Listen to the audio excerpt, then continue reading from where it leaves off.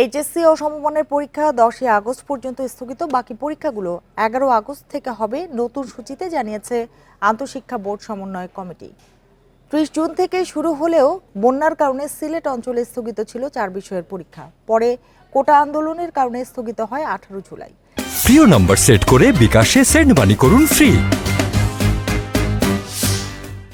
তারপর 21, 23 ও 25 তারিখের পরীক্ষা স্থগিত করে বোর্ড। পরের ধাপে 28 জুলাই থেকে 1 আগস্ট পর্যন্ত পরীক্ষা স্থগিতের সিদ্ধান্ত হয়। শুরু হওয়ার কথা ছিল 4 আগস্ট। এবার 11 আগস্ট থেকে নতুন সূচিতে পরীক্ষা শুরু হওয়ার কথা জানানো হলো। আগের সূচি অনুযায়ী 11 আগস্ট এইচএসসি তত্ত্বীয় পরীক্ষা শেষ হওয়ার কথা ছিল।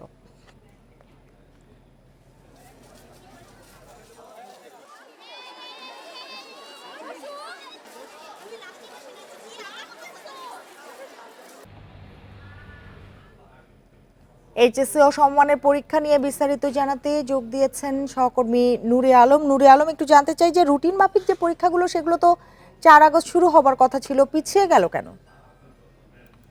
আমি যদি একটু বলি, গত 30 জুন থেকে এইচএসসি পরীক্ষা শুরু হয়েছে। সেই এইচএসসি পরীক্ষা আবার সিলেট অঞ্চলে শুরু করতে পারেনি। 4টি বিষয়ের পরীক্ষা তখন স্থগিত ছিল বন্যার কারণে। এরপরে এই কোটা সংস্কারের দাবিতে শিক্ষার্থীদের আন্দোলনের কারণে এখন পর্যন্ত 8টি বিষয়ের পরীক্ষা স্থগিত ছিল এবং আগামী সপ্তাহে অর্থাৎ 4 আগস্ট থেকে স্বাভাবিক যে রুটিন, এই যে 30 জুলাই যেভাবে পরীক্ষা শুরু হয়েছিল সেই রুটিন অনুযায়ী 4 আগস্ট সেই বিষয়ের পরীক্ষা হওয়ার কথা ছিল। কিন্তু আজকের শিক্ষা বোর্ড থেকে জানানো হয়েছে সেই পরীক্ষাটিও স্থগিত হয়ে গেছে। অর্থাৎ 10 আগস্ট পর্যন্ত লিখিত পরীক্ষা অনুষ্ঠিত হওয়ার কথা ছিল, সেই 10 আগস্ট পর্যন্ত পরীক্ষা স্থগিত হয়ে গেছে এবং 11 আগস্ট থেকে যেহেতু বেশিরভাগ পরীক্ষা স্থগিত হয়ে গিয়েছে, তাই আবার নতুন সময়সূচি করতে হবে। সেই সময়সূচির কাজ শিক্ষা বোর্ড শুরু করবে। এরপরে 11 আগস্ট থেকে নতুন সময়সূচি অনুযায়ী এই এইচএসসি পরীক্ষা অনুষ্ঠিত হবে। সেই সঙ্গে আমি ঢাকা শিক্ষা বোর্ডের চেয়ারম্যান অধ্যাপক তপন কুমার সরকারের সাথে কথা বলেছিলাম। তিনি যেটি বলছেন যে তাদের এই প্রস্তুতিও রয়েছে এবং যেহেতু পরীক্ষাগুলো স্থগিত হয়েছে সেখানে বাড়তি আর কোনো প্রস্তুতির প্রয়োজন হবে না, শুধুমাত্র রুটিনটি তৈরি করতে হবে। প্রশ্নপত্র সহ সবকিছুই তাদের প্রস্তুত রয়েছে। পরীক্ষার তারিখ যদি পরিস্থিতি স্বাভাবিক হয় তাহলে 11 আগস্ট থেকে তারা নতুন রুটিন অনুযায়ী আবার পরীক্ষা শুরু করতে পারবে। সেই সঙ্গে একটু জানিয়ে রাখি, এই যে এইচএসসি পরীক্ষা পিছিয়ে যাচ্ছে, স্থগিত হচ্ছে, এর কারণে বিশ্ববিদ্যালয়ের যে ভর্তি পরীক্ষা, কারণ এই এইচএসসি পরীক্ষার্থীরাই আবার বিশ্ববিদ্যালয়ের ভর্তি পরীক্ষার জন্য প্রস্তুতি নিবে। এরপরে বিশ্ববিদ্যালয়গুলো তাদের ভর্তি পরীক্ষা শুরু করবে।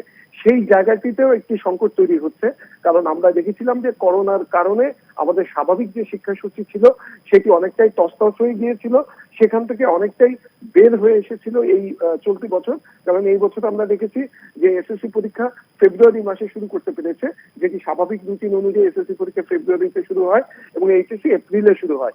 আর এইচএসসি পরীক্ষা যদিও স্বাভাবিক সূচিতে আনা সম্ভব হয়নি, তারপরও গত বছরের থেকে অনেকটাই এগিয়ে নিয়ে আসা হয়েছিল যে জুন মাসের 30 তারিখ এই এইচএসসি পরীক্ষা শুরু করা সম্ভব হয়েছিল। কিন্তু সেই জায়গাটিতেও এবার সংকট তৈরি হয়ে গেল যে আগামী বছর থেকে শিক্ষা মন্ত্রণালয়ের যে পরিকল্পনা ছিল একদম স্বাভাবিক শিক্ষাসূচিতে ফিরে যাওয়ার, সেই জায়গাটি আসলে কতখানি বাস্তবায়ন সম্ভব হবে সেটি নিয়ে এখন প্রশ্ন দেখা যাচ্ছে। কারণ যেভাবে পরীক্ষা পেছাচ্ছে, আবার পরিস্থিতি শিক্ষা মন্ত্রণালয় বলছে যে পরিস্থিতি যদি স্বাভাবিক থাকে, কারণ এর আগে তারা যে প্রজ্ঞাপন দিয়েছিল অথবা যে বিজ্ঞপ্তি দিয়েছিল সেখানে বলা ছিল যে 4 আগস্ট থেকে পরীক্ষা শুরু হবে, কিন্তু পরিস্থিতি এখনো পুরোপুরি স্বাভাবিক না হওয়ার কারণে এই পরীক্ষাটি আর শুরু করা সম্ভব হয়নি।